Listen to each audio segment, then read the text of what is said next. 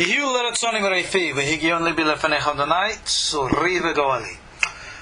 Aleichem, Beruchim Habayim. Welcome everybody to our class tonight in our series, How to Live a Godly Life.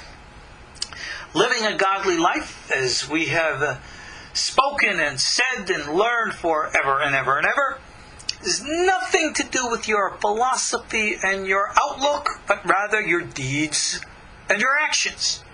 And no greater place do we have a role model for deeds and actions than in the righteous teachings of the holy sages of Israel.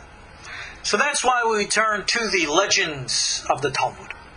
They're called legends, for lack of a better word. Agadata is the original Hebrew term, or Aramaic really. And they are a collection, of course, of stories, ethics, morals, teachings, and a whole bunch of other fun stuff like we've been learning in this series.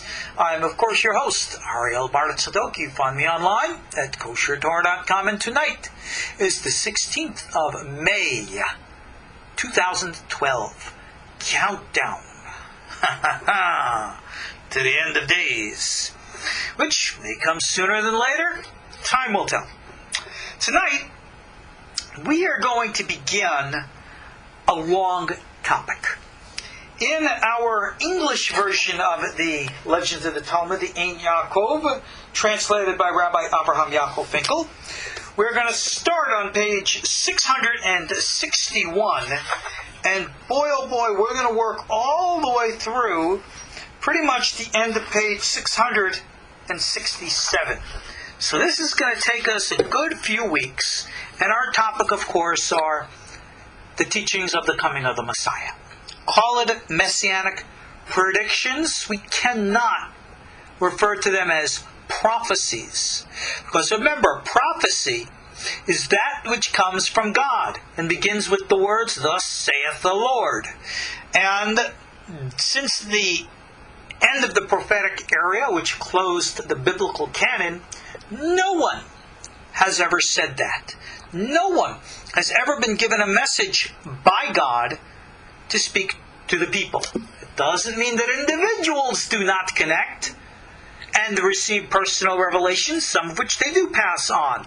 That is the entire continuation of the prophetic tradition, which we call the children of the prophets, the likes of which we find in Merkavah literature, Hechalot literature, Aliyah literature, the true foundations of the true, what we call secrets of the Torah. I introduce this genre of literature because while this is not the focus of the teachings of the sages of the Talmud, we should never think for a moment that many of the sages of the Talmud were not practitioners of this system, because indeed they very much were. When we come to talk about the coming of the Messiah, we must recognize that a tremendous development occurred since the writing of the Bible till the writings of this material that we are about to cover now. You see, with the end of the prophetic period, now we have learned in our biblical teachings, Daniel, Zechariah, the later periods of Messianic predictions. We've gone through Isaiah, Jeremiah, and the like as well. We've learned pretty much what the Bible has to teach about the coming of the Messiah, and we've recognized that those teachings are rather nebulous at best. When we read the prophecies of the coming of Hashem and the holy ones, or the building of Ezekiel's temple and the like, what are they talking about? When Isaiah speaks of a new heavens and a new earth, or the coming of the future king, when the lion will lay down with the lamb and they'll beat their swords into plowing shears and the spears into pruning hooks, and the like. Well, these are some of the most beautiful, poetic, inspirational dreams of an honest and sincere utopian future, the likes of which mankind has yet to acquire. Well, after the period of the closing, the cessation of prophecy, wherein which the children of the prophets, which is an entire genre of sages, which I might add continues to this day. They were not a group in history. They were a group of spiritual acquisition. And indeed, to follow in their footsteps, did we establish KosherTorah.com with our original Hebrew name, Yeshivat B'nai Nevi'im. And our ultimate purpose is to practice, to experience that which did our forefathers before us. Many of these great sages were given insight, the original structure of which we see recorded in the prophecies in the book of Daniel. But since Daniel, other ascenders, descenders, whatever, had equal experiences. Now this is a vital point to remember. The difference between experience and seeing for yourself and those people who just talk about it. In this period, in the Second Temple times, you had people who separated from the community and went out into places like the woods of what would have been in Israel, eastern Tennessee, and lived out in the equivalent of their log cabins so they could be quiet and peace with nature to hear God's voice through the noise of this world. And as such, they had experiences, visions, insights, many of which became the foundation not only of Judaic Messianic teachings, but also of Christian Messianic teachings. Remember, Christianity today, or for that matter then, started as a Jewish movement. I won't even call it a cult, because historically speaking, the character of Yeshua Notzri himself, before Pauline Christianity took roots and twisted the original Nazarene, Ebionite, Jerusalem message of the teachings of James and John and Peter and Yeshua. All right? Christianity spiraled into something different.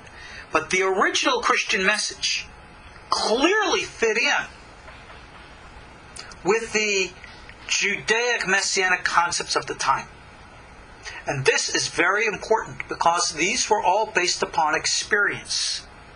So the concept of the coming of the Messiah was not necessarily interpreted to be, certainly not as it's written in the Christian context, one who comes to save us for our sins, or anything of the kind. There was no concept of salvation required as the Christians developed from their insights into their scriptures. And in all due respect, just as a side note, a point that's made very clear in the Valley of Dry Bones from Ezekiel, and a reference made also in Isaiah as well as in Jeremiah. Within the concept of salvation, if you will, all Jews are saved.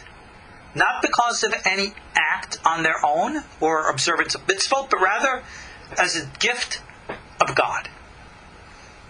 That's God's gift to the Jewish people, if you will, salvation. At what level, in what way, time will tell. But my point again is, as we're going into these Talmudic teachings, we are not at the beginning of a thing. We are literally dropped right into the middle of a thing. And I want to give you this background so you can have an insight into where the sages themselves are coming from and what it is that they're going to be talking about. Many of us have been exposed to Messianic teachings from 101 different sources. The problem with these, in quote, 101 sources is that the vast majority of them are not experiencers.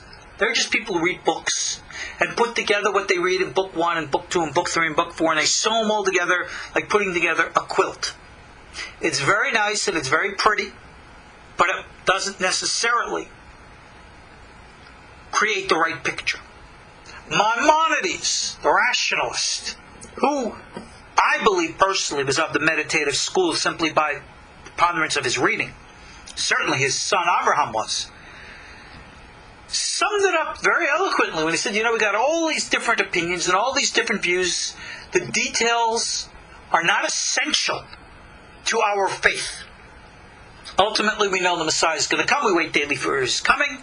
Right? Even though he may tarry, it's one of our 13 principles of our faith. But how and when and why and what? Time will tell.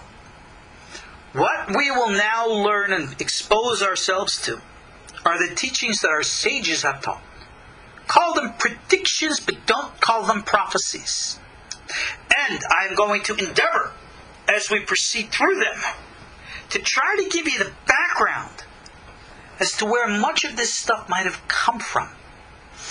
Because if you go into the Perek Helek literature, the Enochian literature, Qumranic literature, you're going to find a very familiar overlap of this material. And why?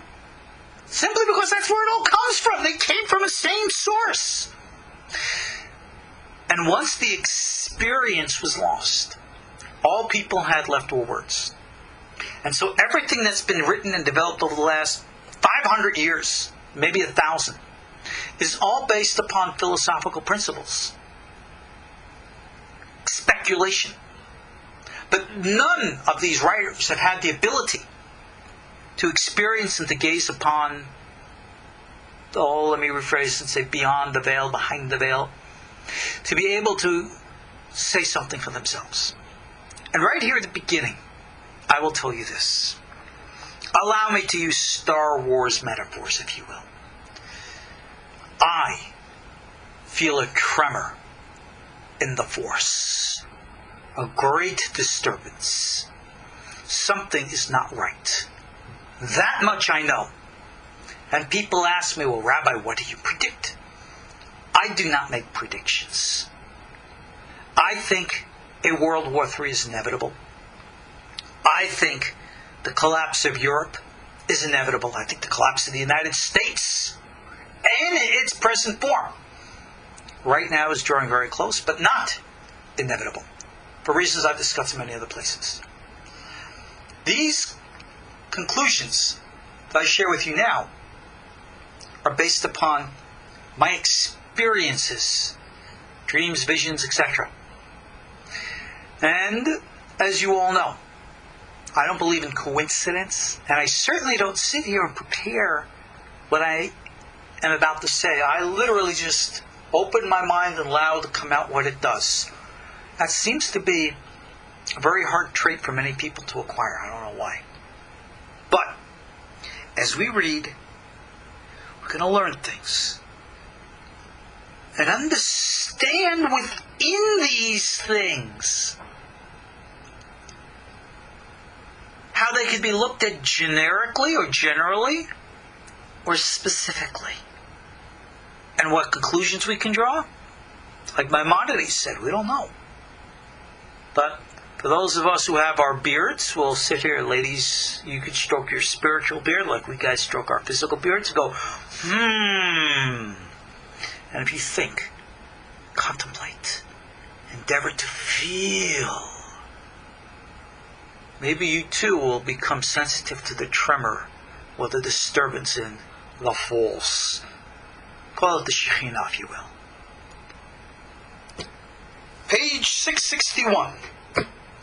The section called The Advent of Mashiach. Now remember, biblically speaking, we never have a reference to anyone called Mashiach ben David. Certainly not to a Mashiach ben Yosef. Though at the end of Malachi it does say Eliyahu is supposed to return. That's it. And in lessons that I've covered previously, which is available online, not only did we discuss about Ben David and Ben Yosef, there is also a third Mashiach who is expected from Qumran sources called Mashiach ben Aharon. who later became known in the rabbinic tradition, which of course was not Qumranic, the Kohen Tzadok. Some say that overlapped with the office of Eliyahu Navi, but whatever. Rabbi Nachman asks Rabbi Yitzchak, have you heard when Bar Nafli will come? Bar Nafli, replied Yitzchak. Who is Bar Nafli? Never heard. I thought we had Ben Yosef, Ben Mashiach, Ben David. What is this Bar Nafli? Bar, of course, is the Aramaic version of Ben. Rabbi Nachman says, well, I'm referring to Mashiach. So he says, you call Mashiach Bar Nafli? Well, why? Where's this Nafli come from? So he says, yeah, I do. And he goes, because it's written, quoting here Amos 9:11, on that day I will raise up the fallen, well, it says here, the booth of David that is fallen. Sukat David ha-nofelet. Nofelet means the fallen. So, Nafli, in Aramaic version, son of the fallen. Okay, that is how he's referring to Mashiach. And our commentary says Mashiach is the descendant of David, which means this will be restoring the fallen Davidic kingdom. Hence, Mashiach is called Bar Nafli, son of the fallen one. Now, this, as I said, we jump right in the middle. What is the purpose of the coming of Mashiach? Is he to bring upon us a complete revolution of creation and nature? That you will find written in Kabbalistic literature, echoed in ancient literature, even from Isaiah, the new heavens and the new earth. But it was rather blurry whether or not that was actually considered to be the job of the son of David. Now, the character of the son of David was supposed to be obviously a human being. But when you look in Enochian literature, he was supposed to be this big super malach known as the Ben Adam, son of man. Again, that echoes into the Christian tradition. But this super angel was none other than who? Enoch, a.k.a. Metatron.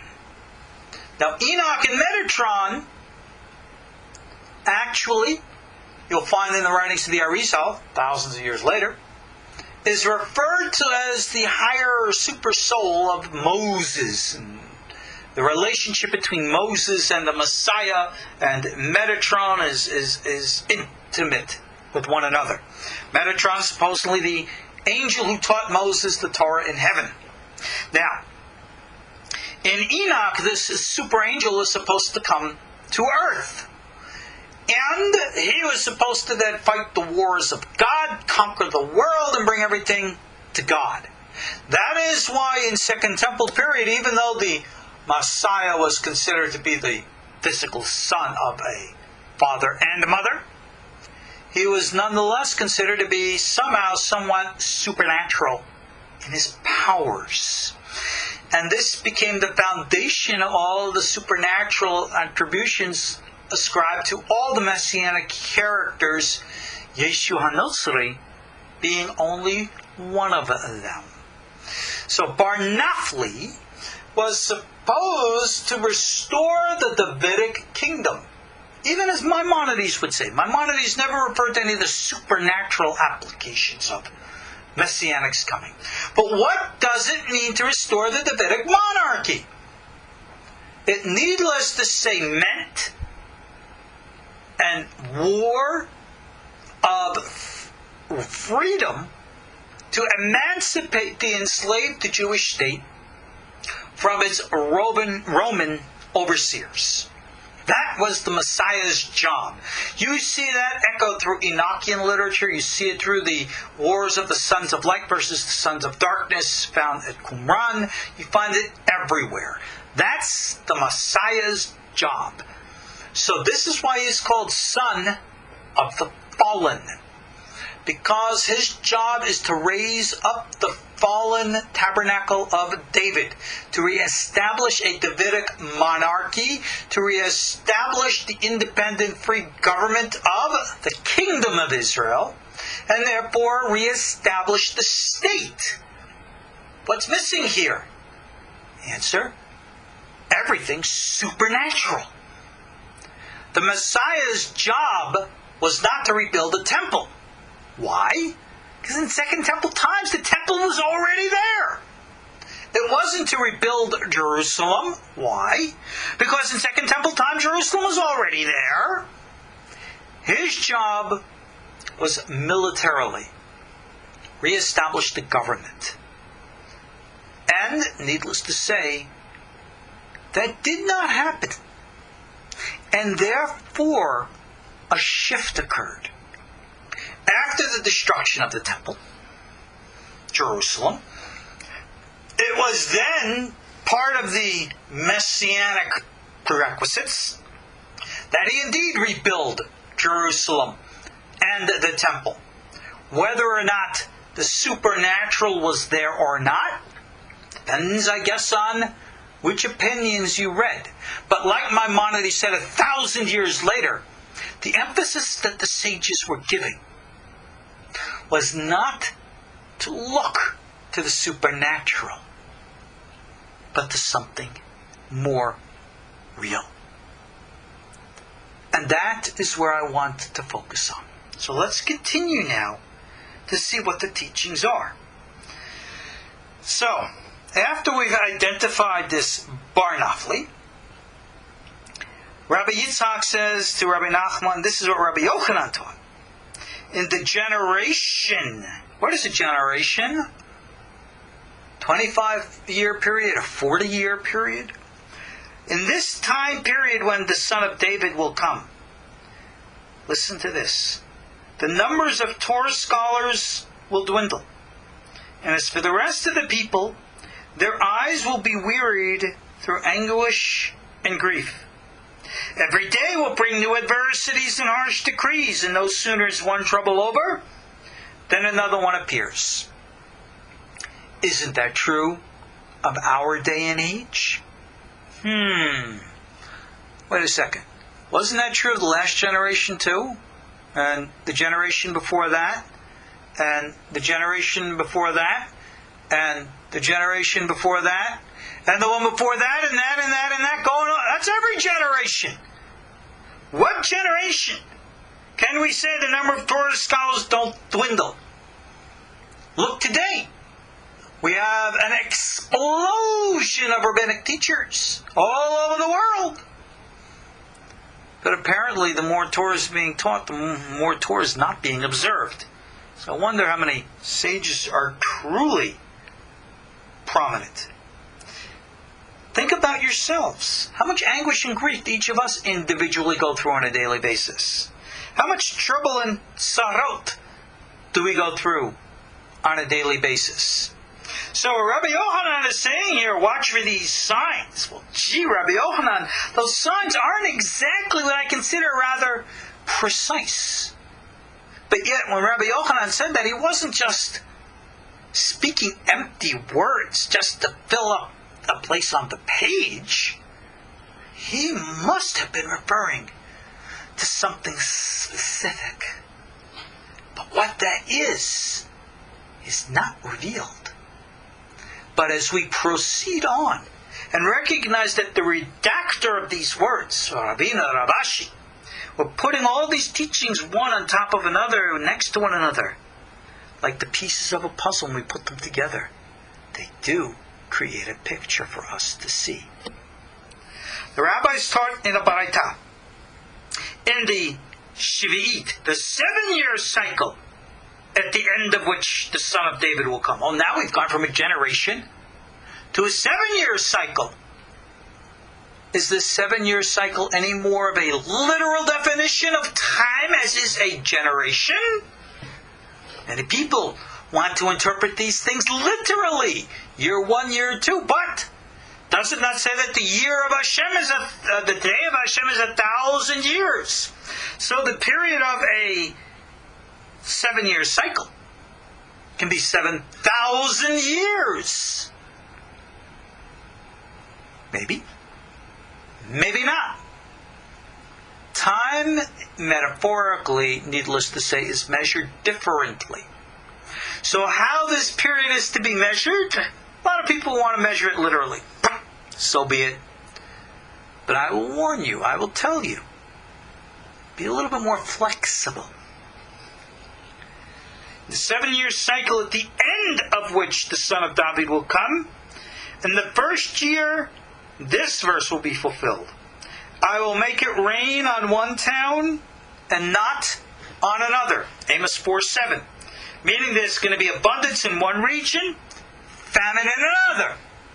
Where and when does that happen? Think about it. Isn't that happening today? But hasn't it also happened in many other places? But what's a very interesting thing now about this specific period in time. If you look at the world today, what they call the developed world and the non-developed world. Half the world is actually wealthy. Half the world is poor.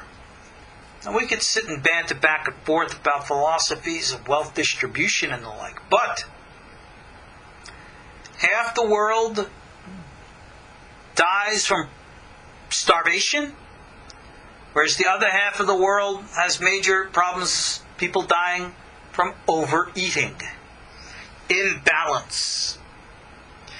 In the second year, the arrows of famine will be sent forth, meaning there's not going to be abundance anywhere, according to Rashi.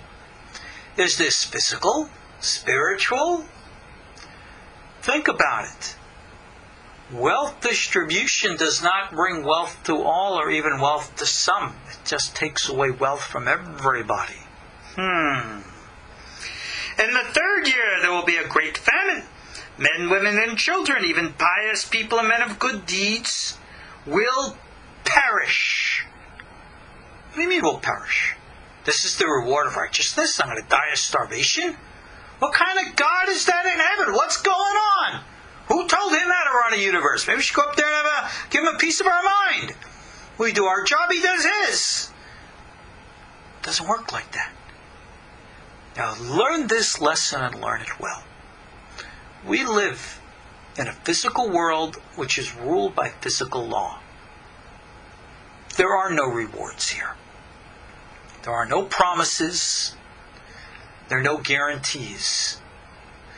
I teach over and again, we do what's right, not for the sake of acquiring brownie points in heaven, but simply because we do what's right because it's what's right. Time and time again, I am asked, Rabbi, reveal to me the secrets of how I can get God to do what I want him to do. How I can magically change things. And I respond, there is no such magic. There is no such miracles. In later philosophical Kabbalah literature, the Ariel wrote that the vast majority of this domain is dominated by evil. We truly live under the metaphor from Star Wars, the evil empire. And it is truly ran by the Dark Emperor and his henchman Darth Vader and the like. That's our life. And that's just the way it is. And you can hop and you can puff and blow against the reality of it. The only one who will get a blowjob will be you, if we get my... Yeah. My point that I'm trying to get to you is, the realism of this world is harsh. According to the secret of the sabbaticals, the Shemitot, we are living in the domain, the Shemitah of Gevurah, a time period of great severity. And in this time period of great severity, this is not a time that we should be looking for leniencies and miracles and the like. Bad things do happen to good people for no apparent reason. There is a reason. There is a purpose. Recently over Shabbat, I received an email from a faithful student here at KosherTorah.com. Extended member of his family had a terrible accident. Woman was driving safely, mind you. The 7-year-old child safely in the back of a car seat. Terrible accident occurred, and the 7-year-old beautiful child was killed. Reason? Purpose? I'm sure there is, in God's eyes. None that I could tell you, none that anyone can tell you. These things happen. It's cruel, and it's harsh, and we all know it. Bad things do happen to good people. But it's the test of our character, the test of our resolve, that makes the difference between being righteous and wicked. We never control anything that happens to us, but we are in complete and total control of how we respond to what happens to us. Always pay note to this, because when the righteous are dying, like it says here, they will, or have in the past. They don't curse God with the last breath in their lips. I'll get you because you did. No, they don't do that. They say God gives, God takes. Blessed be the name of God.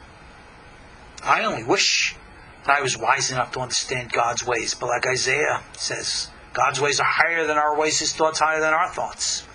Can you imagine how arrogant it is for you and I to say, we're going to go up to heaven and we're going to wave our finger in God's face, let me tell you something, buddy. And God's going to say, oh yeah? Tell you what, let me show you the whole picture. And then He shows us a grandiose scheme of things from beginning, middle, and end, and where we fit in, why we suffered, why everything happens that it did. And then we understand, we feel so ashamed in the smallness of that which we misunderstood. Think about this. God bless, we've all had little kids. Do you ever have like a 2 or 3-year-old and they want something, even if you will, like putting their hands in the electric socket or fire, and you go, no, no, no, baby, don't do that. And they yell and they scream, they go insane and nuts. They keep you crying and they're yelling and they keep you. And yet, they eventually grow up and get it. But at the time, there was no way getting through to them. Right now, we're at that time. We're the infants. We're the children. And we don't get it. Bad things do happen. But they happen for a purpose. They happen for a reason. And though we can wave our fist or wag our finger at God and say blah, blah, this and that, ultimately, in the end, we say, wow, I never knew. And God then speaks to us and says, I know. And all I asked of you was to trust me and have faith. And isn't again that the definition of the righteous? Tzadok be'emunato yichye. The righteous live by faith. This is faith in practice. This is why our sages are teaching us these things. To let us know. Hard times do come, will come. They are inevitable. We go in cycles. Time and a purpose for all things under heaven. Men, women, and children are going to perish. The Torah is going to be forgotten by its students. Rashi says, well, maybe because of lack of food. But then what happens? In the 4th year, there will be some degree of affluence. In the 5th year, there will be great abundance. People will eat and drink and rejoice, and Torah will return to its students. Is this all a single period of 12 months of 30 days each and 365 days on the calendar? I doubt it. I think this is more a prediction of epochs of time, or maybe even of consciousness. In the 6th year, there will be the sounding of the Shofar, heralding the coming of Mashiach. What does that mean? Well, I'm going to echo this to you in the words that were found later in the Zohar. The Zohar made a very interesting and peculiar prediction that from the year, the Hebrew year, 5,600 I think it was, that all of a sudden the gates of heaven and earth would be opened up and wisdom would be revealed, and that would be the beginning of the coming of the Messiah. This revelation of wisdom would be called the blowing of the Shofar. The wisdom, apparently, was the revelations of the industrial and technological revolutions which began in the early 1800s to our present time, 172 years ago. So ultimately, we have changed more, I would think, over the last 100, 200 years than we've had since the dawn of history. Think about how fast things have moved in just the last century alone. I am now in my mid-50s. Think how much things have changed in just the last 50 years. Think about how things have changed much in the last 20 years. We are now in the year 2012. Think back to 1992. That wasn't so long ago, was it? How many of us then heard of the World Wide Web? Websites, Internet, in 1992, just 20 years ago. And then today, how many of us don't know about it? Facebook, Twitter, instant messaging. Think about it. Skype, and all the different types of things. The herald of the Shofar? Perhaps. In the seventh year, there will be wars.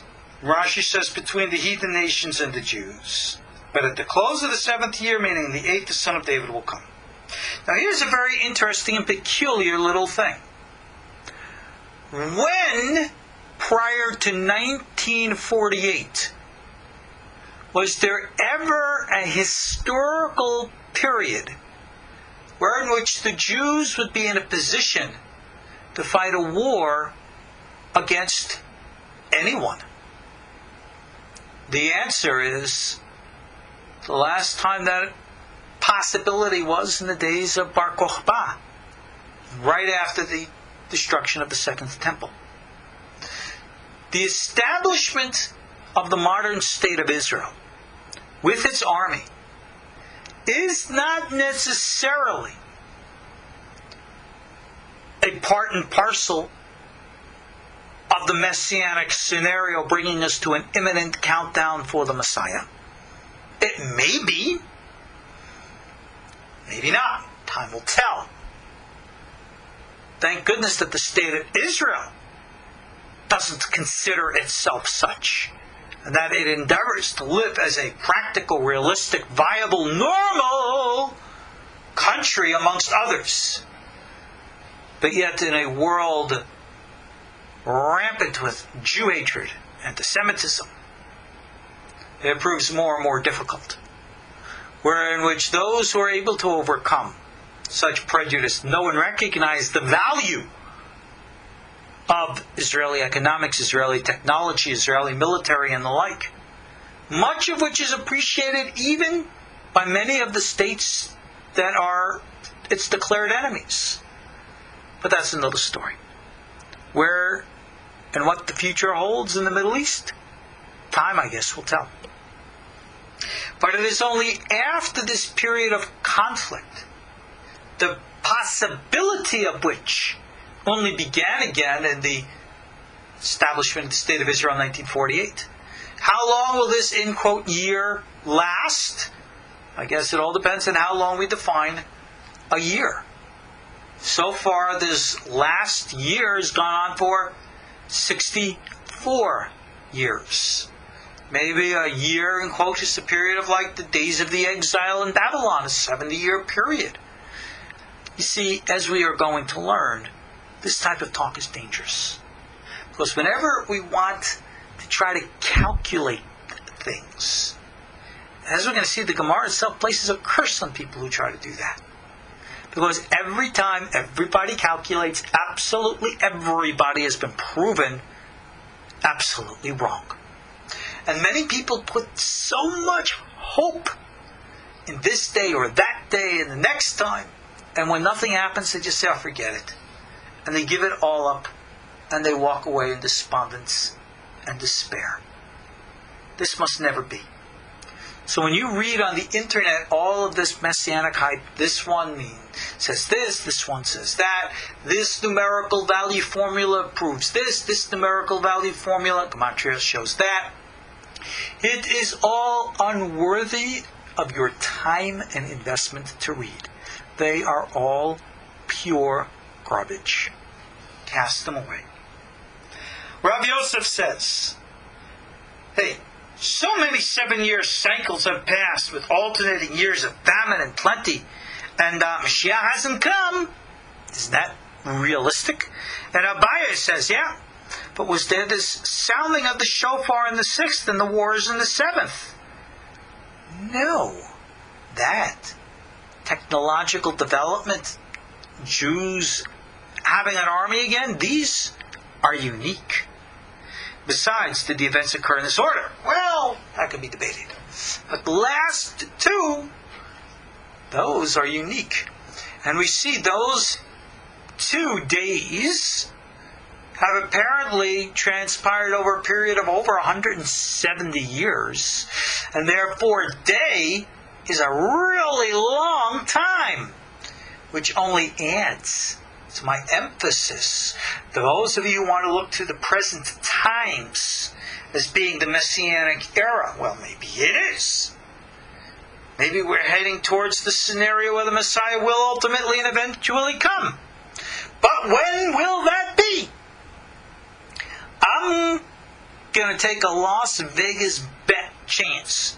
It's not going to be by December 21st, 2012, the end of the Mayan calendar. Now, I'm waiting for Mashiach to come at this very moment before we can even conclude this class. And I certainly hope he does. But just in case he doesn't, I'm not really expecting him this summer. Or any real time soon, because I recognize and know that the length of a day might be rather long. And only God knows the time. It's taught in a baraita, which is a very authoritative teaching. Rabbi Yehuda says, again, we're back to generations now. In the generation when the son of David will come, here we're going to get into some weird details. The likes of which, again, you got to ask, where did this come from? And the answer is, it's a baraita. A baraita is a authoritative teaching considered equivalent to a mishnah. It's been passed down from oral tradition, which means it's almost a subtle little hint of saying it's from the experiencers who had the vision to see it. This is like living oral Torah. This is what we worry about. That the meeting places, Beit Va'ad of Torah scholars, it says in the original Hebrew, will be for zanut. They translated here being used for immoral purposes. The word is prostitution. Do you know of rabbis today who have been involved in prostitution? In one of the last few years, there was this big, famous, absolute black hat rabbi who runs this big yeshiva in Monsey, New York. He was caught involved in a prostitution sting involving his own wife and the woman he was planning to convert. It's on the front page of all the newspapers. Very public knowledge. Unfortunately, this was not an isolated incident. You have all kinds of weird, strange, sick stuff going on. A complete breakdown of the integrity of the character of individuals. Another prophecy. Prediction, I shouldn't call it prophecy. The Galilee will be laid to waste. Prior to the coming of the Mashiach, Galilee has to be completely destroyed. In light and context of modern day Israeli warfare, there are contingency plans by Hezbollah in the north and the Syrians to make a joint attack upon northern Israel, to attack into the Golan and the Galilee, and to lay it waste.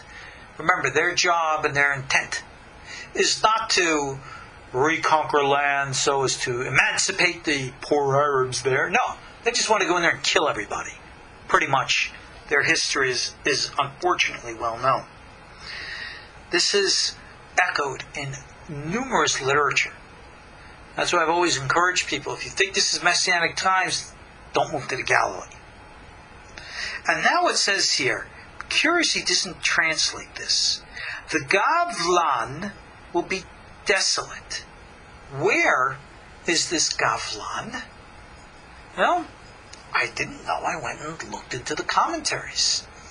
The Maharsha, which is one of the classical standard commentaries to the Ein Yaakov, explains to us that this word Gavlan is a reference in the Aramaic translations from different verses to Mount Seir, the domain and location of Esau.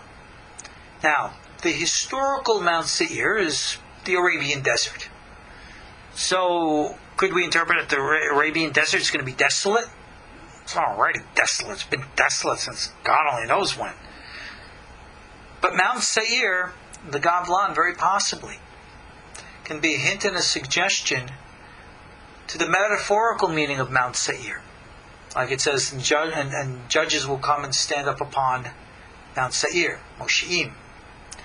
And Mount Seir has always been a reference to the land of Edom, which traditionally has always been a reference to Europe.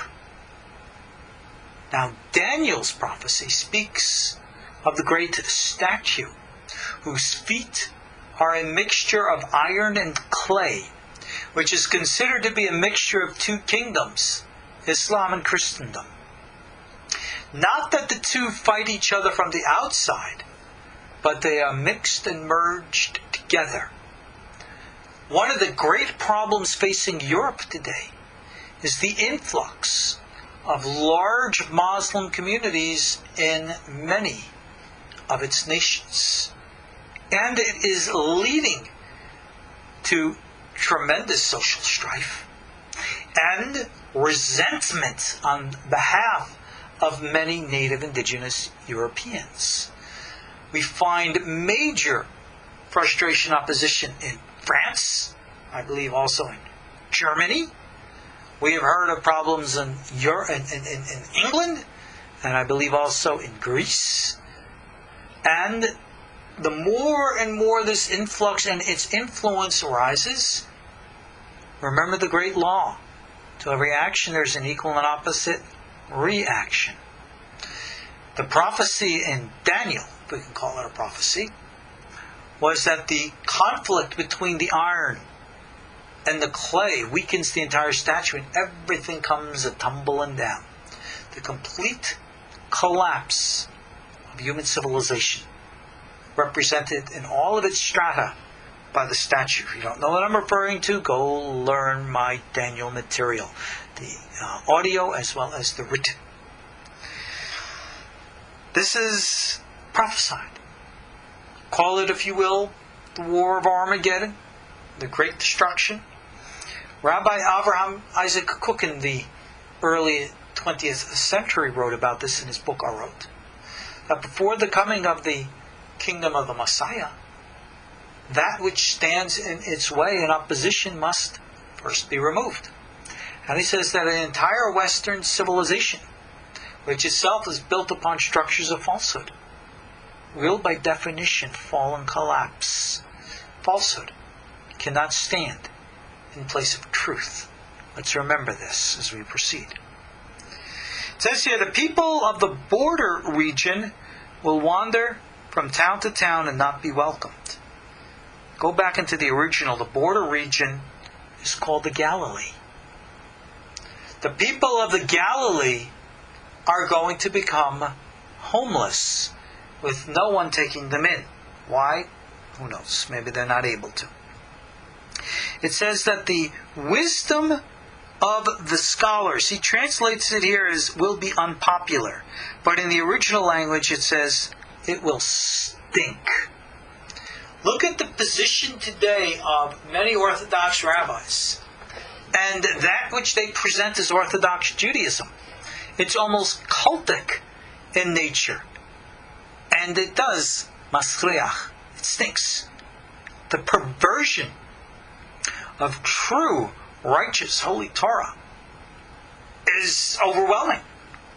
So much to the point that the greatest hindrance today to people becoming religious is the horribly hypocritical and disgusting behavior of other religious people.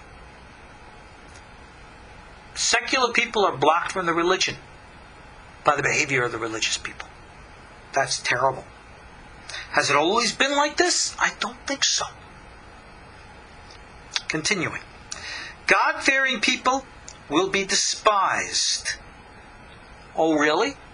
Ask anyone who speaks up today for heterosexuality, who still considers the biblical concept of homosexuality to be a sin.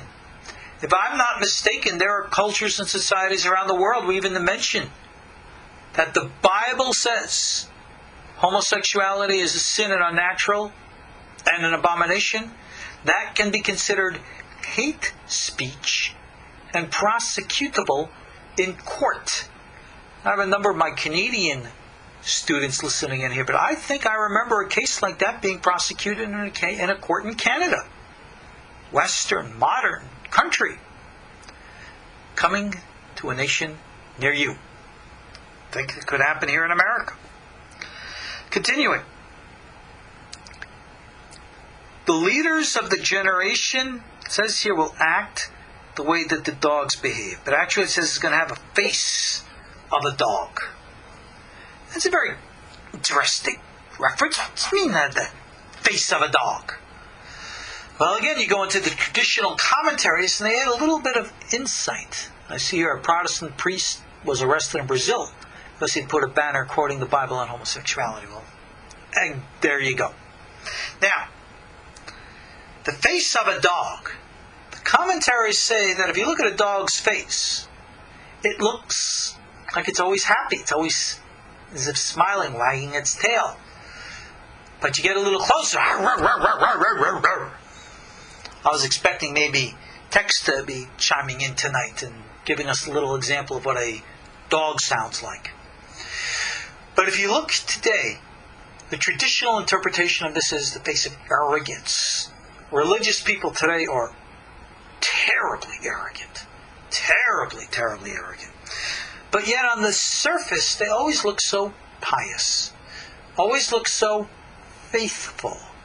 And what is one of the terms that we refer to with the word faithful? We always speak of the faithful dog. Right? That just like the dog always looks faithful, so that the, in quote, religious will look faithful. But their faith and their faithfulness will be hypocritical. There'll be a bunch of lying, arrogant so-and-sos. And we've always had religious hypocrisy. Since Christendom and Islam have developed out of Judaism. Unfortunately, a lot of the bad stuff that we've had, unfortunately, has gotten into them too. Christians know all about their hypocrites. Muslims know about theirs too.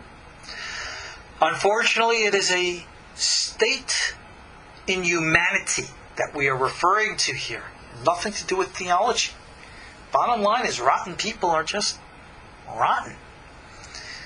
It's interesting, but a person turning away from the religion to convert, that's not the definition of rottenness. Indeed, Rabbi Yitzchak of Akko, many, many years ago, back in the 1200s, I think, early 1300s maybe, made a comment in one of his books that many people in his day were leaving the Jewish religion and converting, becoming Muslims, Christians, whatever. And he said, don't worry about it.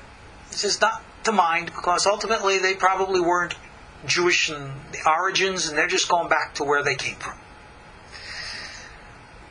It's terrible to say, but if someone has been a lousy member of a specific religion, Why all of a sudden do you think if they convert and become a member of another religion, they're going to become any more pious or righteous? If a person is a lousy Jew and converts, he's going to become a lousy Christian or a lousy Muslim simply because unless he changes being a lousy person, Jew, Christian, Muslim, or anything in between or out, isn't going to help him. If a person cannot change themselves, face of a dog, hypocrisy, and truth will have disappeared. Quoting Isaiah 59, truth became lacking, and refraining from evil seemed foolish. Does that sound anything modern day? So the Gemara asks now, what is meant by, and the truth will have disappeared? The word here is ne'ederet.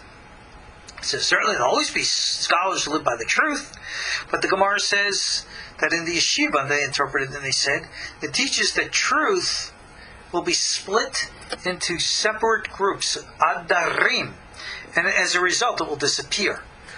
I had this exact same discussion with my Rav Peretz over the last few weeks, in which we were talking about how to come to a definitive decision of what is Jewish law.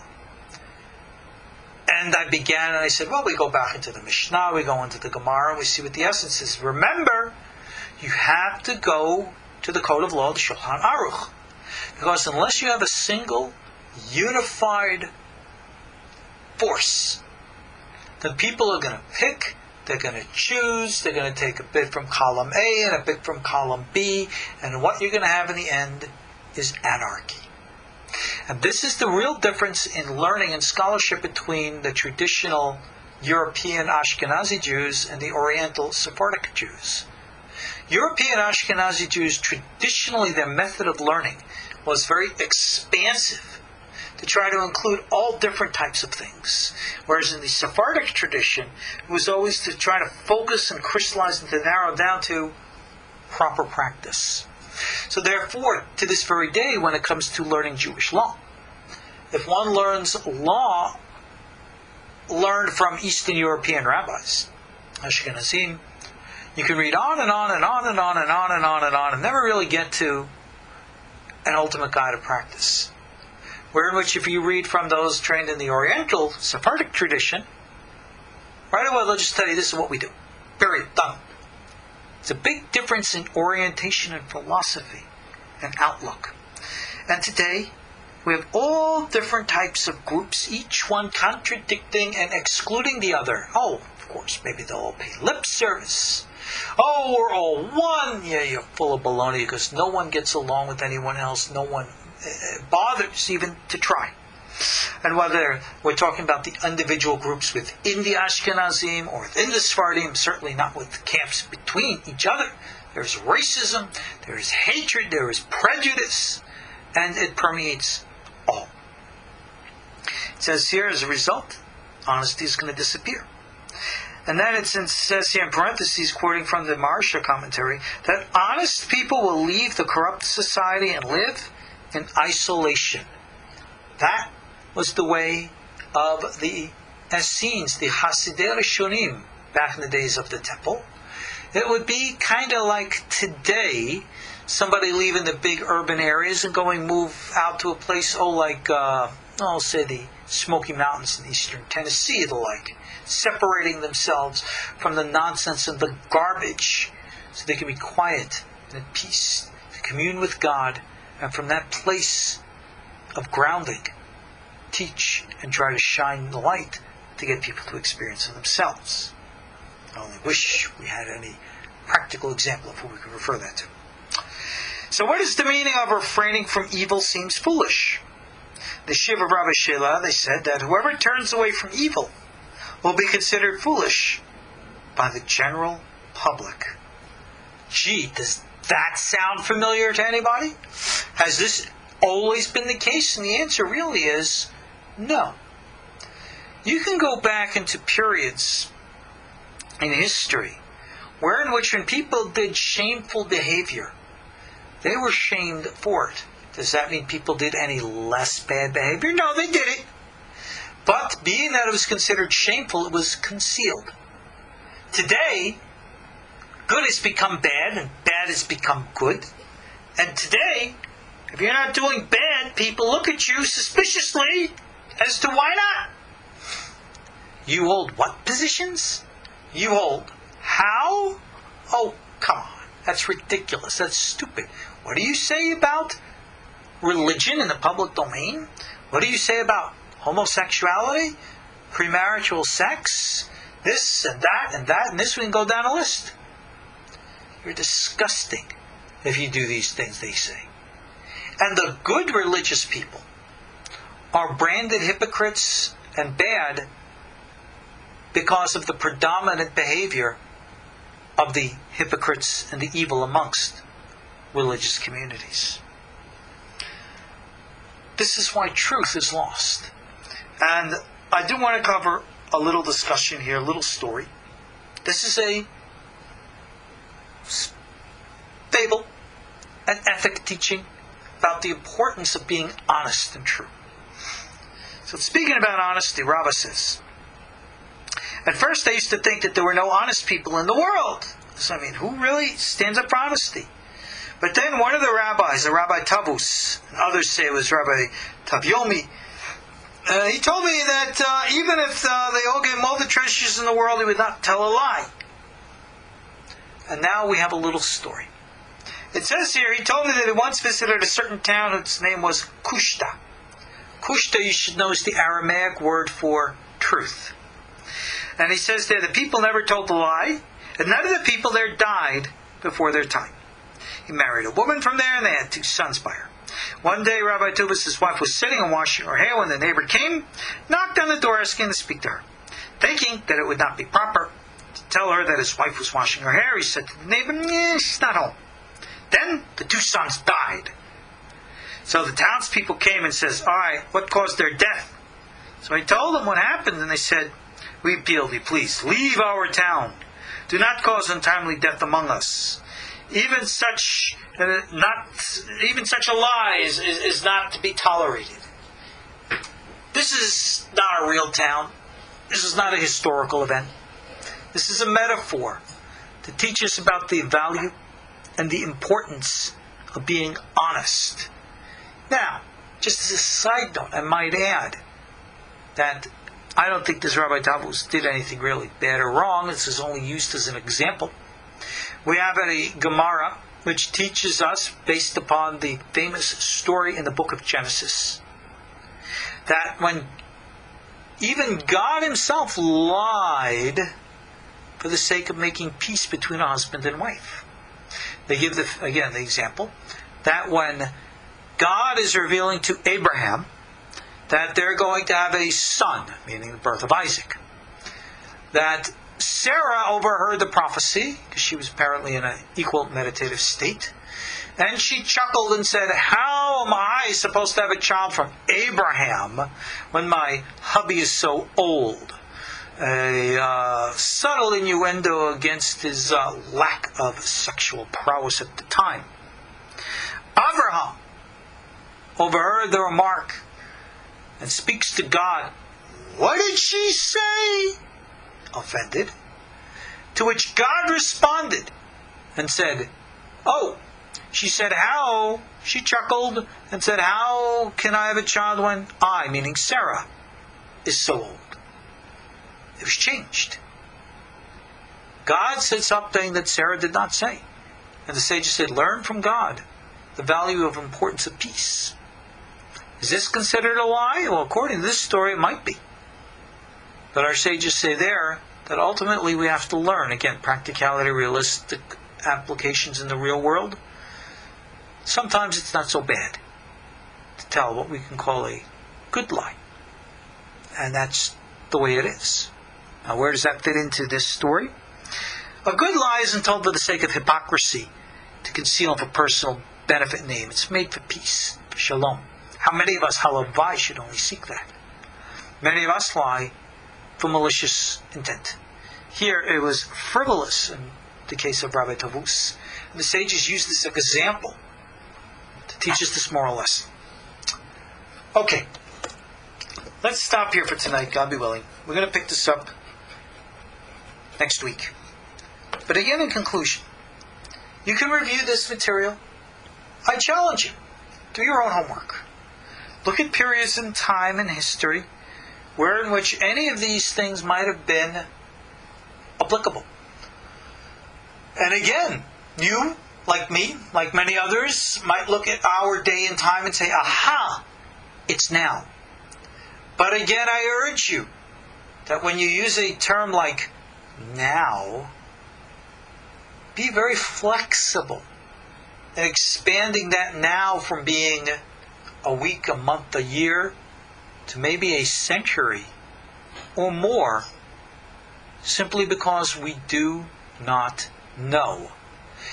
And what is most extremely dangerous, and I pray that I will conclude every class in the subject with this teaching right now, to think that we can push the envelope, provoke a conflict, to try to bring about the prophecy of Gog and Magog, where the nations of the world will attack the land and borders of Israel, with the ultimate conclusion that God will supernaturally intervene and punish the nations of the world and save Israel. Well, I believe that prophecy is outlined in Ezekiel will be fulfilled in its time. But nowhere does it say that we are meant to provoke such a prophecy, invite such a prophecy, try to create it. Because the people in the days of the Second Temple did exactly that. And Messiah didn't come for them to save them. There is no promise that today is any different. In that respect, therefore, we must know and recognize and understand. Time will tell what will be. Our job is to focus on God and to allow Him to take control and leadership. And as such, when we are focused on heaven and keep our feet firmly grounded, God will put us in the right time, in the right place, in the right way, where everything is meant to be. So, let's conclude it on that note tonight. Be'ezrat Hashem, we'll pick it up when we get back to the discussions of the predictions made by our sages. And then we'll continue to discuss the issues of calculating the time of the end. We'll go into the idea of the 36 tzaddikim. What happens if Jews repent and Mashiach will come? Again, different signs of the arrival of Mashiach, when he comes, the birth pangs of Mashiach, the rewards of the Messianic era, Mashiach's identity. As you can see, in this group of topics, we have a lot to discuss. Thank you all for joining me tonight. Again, homework. Read Daniel, read Zechariah, read Bible, know the stuff. If you have never listened to my lesson on the 3 Messiahs, listen to that one too. Thank you all for joining me. See you all next week. Take care. Shalom. See you all next week. Take care. Shalom. See you all next week. Take care. Shalom. See you all next week. Take care. Shalom. See you all next week. Take care. Shalom. See you all next week. Take care. Shalom. See you all next week. Take care. Shalom. See you all next week. Take care.